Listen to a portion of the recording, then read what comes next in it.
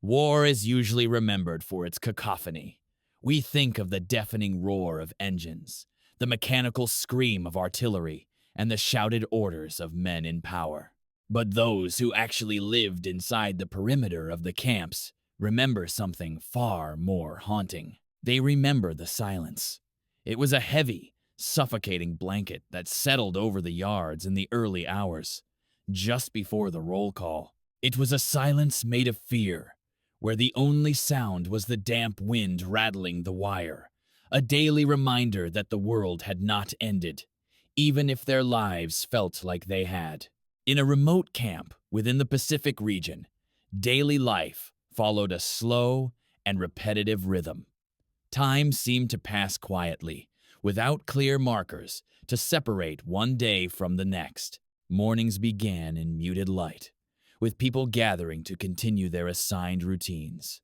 The environment was challenging, shaped by climate and isolation, and the long waiting periods tested focus and endurance.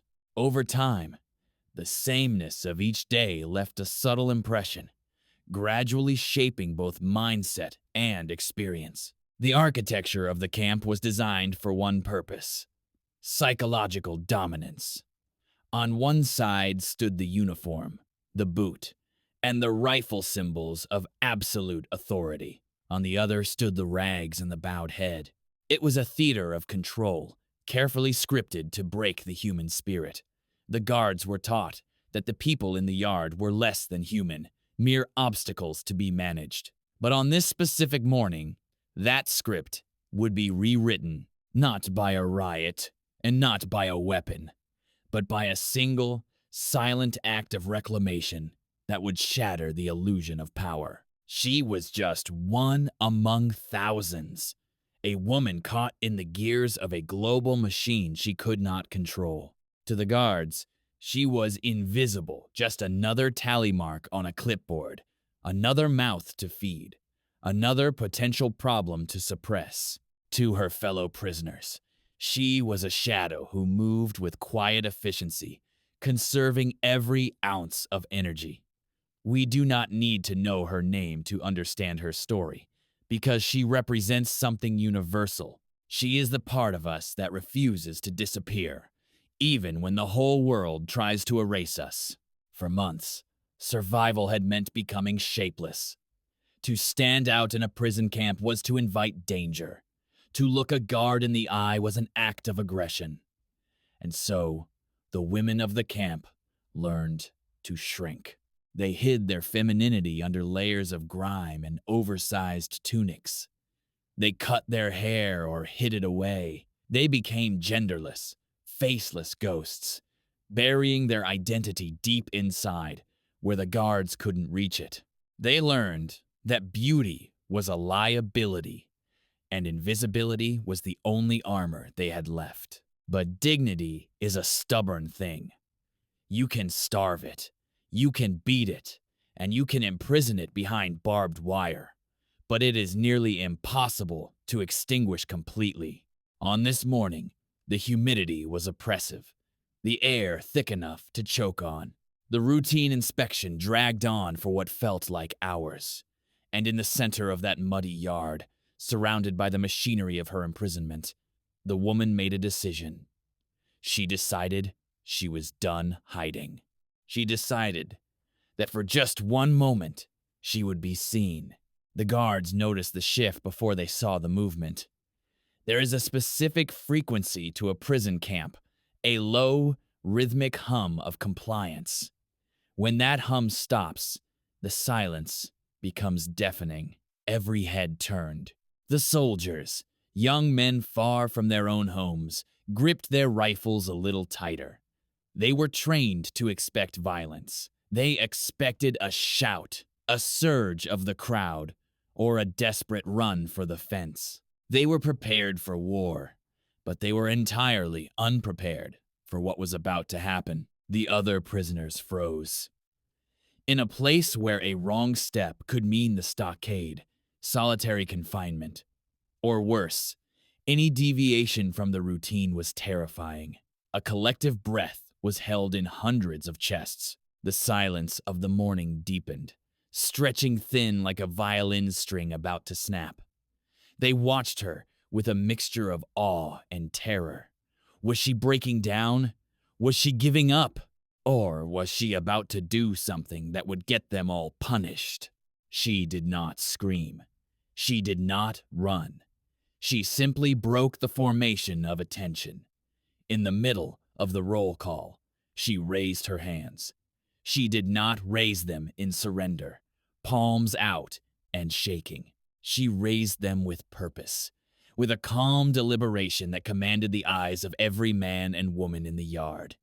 For a heartbeat, the war stopped.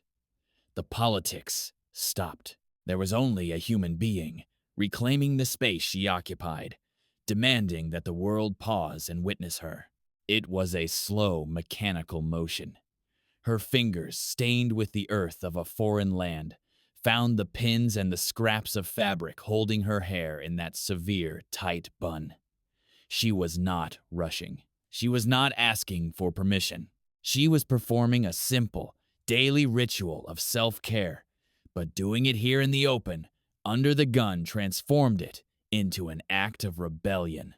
She was dismantling the disguise she had worn for survival. We often forget how powerful the symbols of identity are until they are taken from us. For a soldier, it is the uniform. For a prisoner, it is often their hair shorn, hidden, or neglected. To reveal it is to reveal the person beneath the number. It is an unveiling of the self. As the tie loosened, the mask of the prisoner began to slip. She was no longer just the enemy or the captive. She was returning to herself. And then it fell. A sudden cascade of black silk against the drab, lifeless gray of the camp. It tumbled over shoulders that had carried heavy loads of rock and timber. It framed a face that had seen unspeakable things. In that instant, the transformation was total. She was no longer a prisoner of war. She was a woman. She was a daughter. She was a memory of a civilized world that existed before the first shot was fired. It was a shocking burst of beauty in a place designed to kill it. The reaction was not anger. It was a paralyzed, confused silence. The guards, men who had been trained to see the enemy as a faceless, demonic force, were suddenly confronted with an undeniable humanity. The hair, the femininity, the grace. It disarmed them more effectively than any weapon could have. For a moment, the ideology of war evaporated. They were just men, standing in the mud, witnessing a woman fixing her hair in the morning mist. For the men standing in the mud beside her, the sight was both agonizing and beautiful. It was a mirror reflecting everything they had lost. It reminded them of wives waiting across the ocean, of mothers who had kissed them goodbye, of sisters they might never see again. It was a piercing reminder that they were not just animals trying to survive, they were men who loved and were loved. It brought color into a black and white world, and that color hurt as much as it healed. The silence stretched on. 10 seconds, 20, 30. No orders were barked.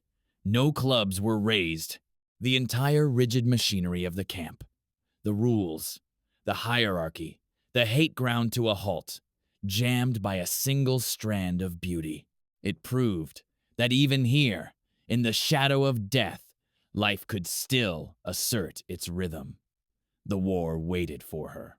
As quickly as it happened, the moment passed. She gathered the silk back into her rough hands. She twisted it, bound it, and hid it away once more. She returned to the uniform of the prisoner. The roll call continued. The shouting resumed. The work details were assigned.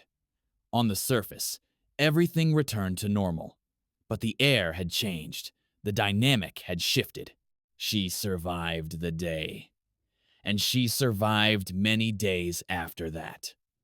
But those who were there never forgot it. In the retelling of the war, History books focus on the battles that moved lines on a map. They speak of generals and treaties, but the true history of conflict is written in these quiet intersections, where enemies stare at each other and see, if only for a second, the reflection of their own humanity staring back. She let her hair down, and the war stood still. It was a quiet victory, perhaps the only one that mattered in that camp. It was a reminder to us all that while they could capture the body and they could fence in the land, there were parts of the human spirit that remained forever and wildly free.